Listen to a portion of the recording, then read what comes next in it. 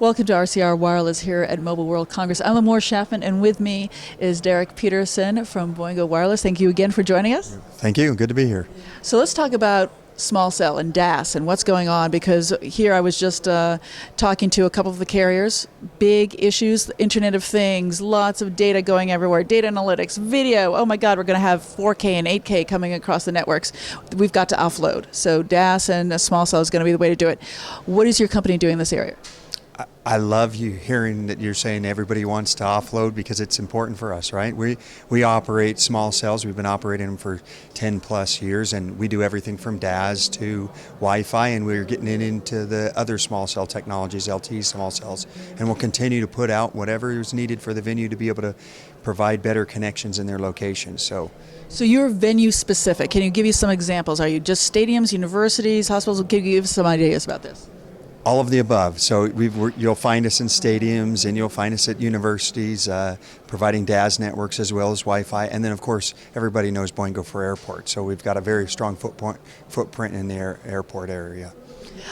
So there's a lot of evolution happening right now in DAS, at least from the research I've been doing, talking to providers of DAS and the evolution in terms of the technology. So we're moving a little bit from DAS to the small cell and the femto, and I know the femto is more of a home, but it's like the small cell and the evolution of the small cell. Can you talk a little bit about what the technologies are doing and how they're evolving? Yeah, it's a very good question. So I think at the end of the day, it's all about just getting connected. And so whatever small cell helps get us connected, whatever we can offload to is important. And for us at Boingo, we're a neutral host provider. So our goal is to try to get as many multi-tenants as we can on a device. So whether within a DAS where I can get 3 to 5 to 7 carriers on a single DAS node and a single DAS deployment, that's really awesome for not only the venue, but for the carriers.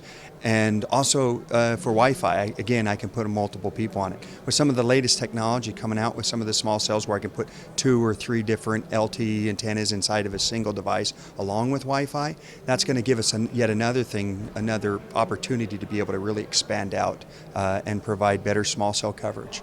And are you providing more? Is it a 2G, 3G now, or is it everything 4G that you're providing out there? It's a little bit of everything. It's a lot of 3G, 4G as far as the DAS, as well as Wi-Fi. And then it's moving into LTE. We're starting to see that pop up and starting to do those deployments as well. And talk about small cell itself. What is the evolution that you see happening, and what's the future for that? It's kind of a term, small cell is kind of this new term. It's kind of like, cloud came out. So it's kind of, what is cloud? What is small cell? And I think that the key thing is it's really just saying, you know what, I'm not going to have some tower, sitting back 30 miles away. I'm going to try to bring that data and that connection closer, because we're no longer dealing with a coverage problem. We're dealing with a density problem. And so that's what we really got to have. And small cell solves the density problem by letting us put you closer to the individual than we can if we're trying to set up towers 30 miles away. Okay. And for your deployments, how do you compare to, let's say, what Cisco is doing or some of the other guys? What makes you different from any of the other people out there actually offering this kind of services?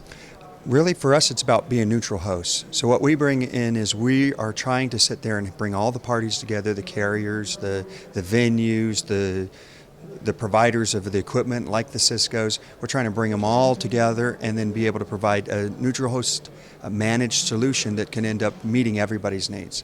And what are you seeing here in Barcelona? As you're walking around the show floor, what are your takeaways from this conference, and both in general, specifically with regard to your company and what it does, but also in general, what would you say? Well, I think that we're going to continue to see data needs, as you pointed out, just increasing. It's never going to end, whether you're using your watches or using your wearable equipment or machine to machine. So data is big, and data is going to continue to be big, and we just have to be able to solve those needs for data. And I think that's the key thing. Derek, thank you so much for joining us. Thank you. Appreciate it. And thank you so much for joining us here at Mobile World Congress. Stay tuned for more from the show floor.